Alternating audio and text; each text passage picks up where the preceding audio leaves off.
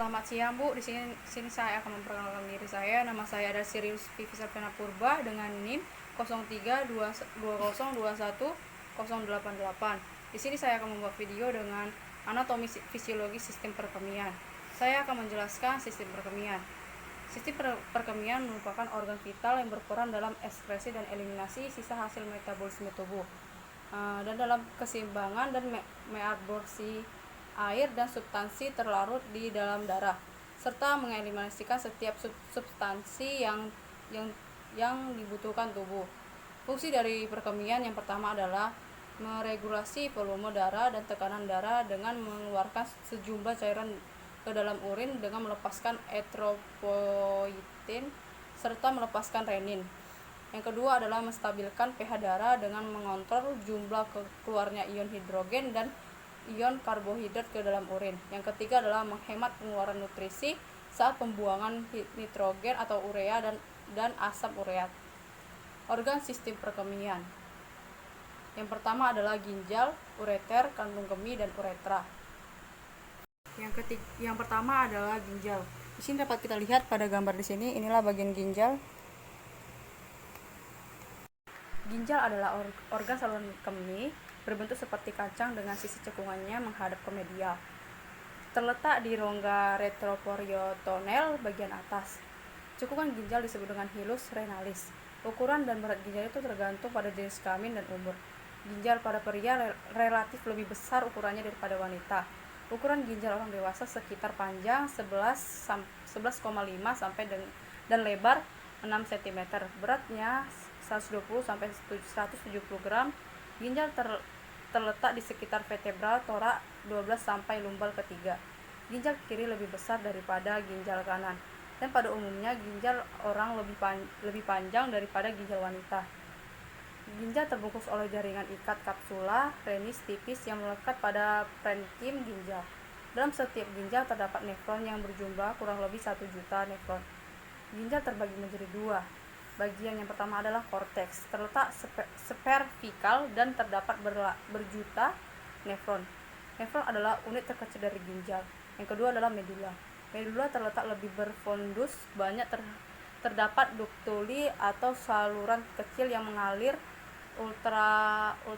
ultrafiltrasi urin. Fungsi dari ginjal yang pertama adalah mengatur volume air tubuh. Yang kedua adalah mengatur keseimbangan osmotik dan ion. Yang ketiga adalah mengatur keseimbangan asam basa. Yang keempat adalah mengsekresikan sistem metabolisme. Organ selanjutnya adalah ureter. Dapat kita lihat pada gambar di sini, inilah bagian ureter. Ureter adalah organ yang berbentuk seperti tabung kecil dan berfungsi untuk mengalirkan urin dari velium ginjal ke kandung kemih. Setiap ureter pada orang dewasa memiliki panjang kurang lebih 20-30 cm dengan diameter 1,7 cm. Ureter terletak di sekitar organ-organ di perut dan pinggul. Ureter dibagi menjadi dua bagian. Yang pertama adalah ureter pars abdominalis, berada dari palvi renal sampai penyilangan di vesa alica. Dan yang kedua adalah ureter pars palvica, berada mulai dari persilangan vesa ilimica sampai masuk ke kandung kemih. Lapisan ureter terdiri dari yang pertama adalah larutan jaringan ikat atau jaringan fibrosa. Yang kedua adalah lapisan tengah atau otot polos. Dan yang ketiga adalah lapisan sebelah dalam atau mukosa. Dan yang ketiga adalah kandung kemih. Dapat kita lihat di sini, ini bagiannya. Kandung kemih atau vesika urinaria adalah organ berongga untuk menampung urin. Terletak di sebelah anterior, tepat di belakang os pubis, yang dapat di plaspak dan perkusi. Saat pemeriksaan fisik, kandung kemih terdiri dari 3 lapisan otot polos yang berfungsi mengosongkan kandung kemih saat urinasi atau proses pembuangan air kecil. Dinding kandung kemih terdapat dua bagian yang besar. Yang pertama adalah badan atau korpus, berbentuk dengan ruang yang berdinding otot. Yang kedua adalah leher atau kolum, berbentuk keroncong. Dinding kandung kemih terdapat dua bagian. Yang pertama adalah badan atau korpus, berbentuk ruang yang berdinding otot. Yang kedua adalah leher atau kolom, berbentuk corong. Organ selanjutnya atau yang terakhir adalah uretra. Dapat kita lihat pada gambar di sini. Inilah bagian uretra, teman-teman. Uretra merupakan tabung yang menyalurkan urin keluar ke kandung kemih. Ada dua fikter uretra, yaitu yang pertama fikter eksternal, ada di batas uretra anterior dan posterior, yang terdiri dari otot polos yang diatur saraf simpatik. Yang kedua adalah fikter internal, terdiri dari atas otot bergaris yang diatur sistem saraf somatik. Ada perbedaan panjang saluran uretra pada pria dan wanita. Panjang uretra pada pria dewasa antara 23 sampai 25 cm yang juga berfungsi sebagai saluran reproduksi, sedangkan panjang uretra wanita 3 sampai 5 cm. Uretra pada wanita terletak di belakang simfisis, pubis miring sedikit ke arah atas. Salurannya dangkal dari orifisium uretra eksternal. Ya, sekian dari penjabaran saya. Semoga ini bermanfaat bagi kita semua. Selamat siang, shalom. Baik Bu dan teman-teman, di sini saya akan menjelaskan mekanisme dari sistem perkemihan. Proses pembentukan urin terjadi di ginjal, yaitu di bagian nefron. Ini dibagi menjadi 3 tahap. Yang pertama adalah filtrasi.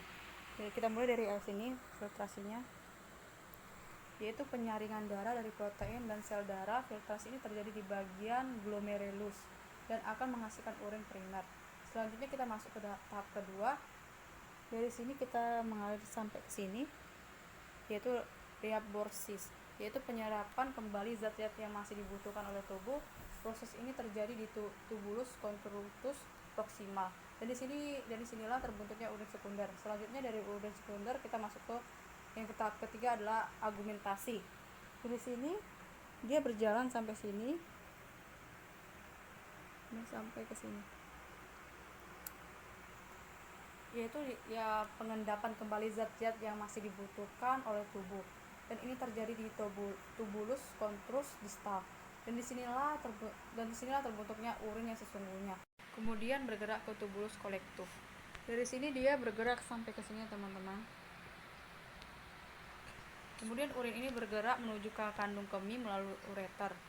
Setelah dari kandung kemih yang ada di dalam tubuh, dia keluar melalui uretra. Ya, sekian dari penjabaran saya. Semoga ini bermanfaat bagi kita semua. Selamat siang, shalom.